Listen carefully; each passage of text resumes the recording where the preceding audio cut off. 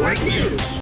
Tinatayang na sa 20 kabahayan ang naapektuhan ng nangyaring sunog na hinihinalang dahilan ay faulty electrical wiring. Ayon yan sa report ng San Mateo PNP. Alas 11:55 ng umaga nitong Miyerkules na sumiklab ang sunog sa Barandal, Zuniga Street, Barangay Santa Ana, San Mateo, Rizal. Wala namang naiulat na nasugatan o namatay at nawawala sa pangyayari sa ulat naman ng BFP San Mateo. Sa tala ng BFP San Mateo, umabot sa first alarm ang sunog ng 12:04, nasundan ng second alarm ng 12:16 ng hapon, fire under control ng 12:38 at bandang 1:04 ng hapon ng Miyerkules idiniklarang fire out ang apoy. May 29 pamilya o 45 individuals ang nawala ng tirahan sa paglaki ng sakop ng apoy na tumupok sa mga kabahayan na halos gawa sa light and concrete materials. Nasa 398 square meters ang sukat ng lugar na natupok, pero nilinaw ni Municipal Fire Marshal Fire Inspector Rochelle Claudette Bartolome sa huling investigasyon may 9 na bahay ang totally burned.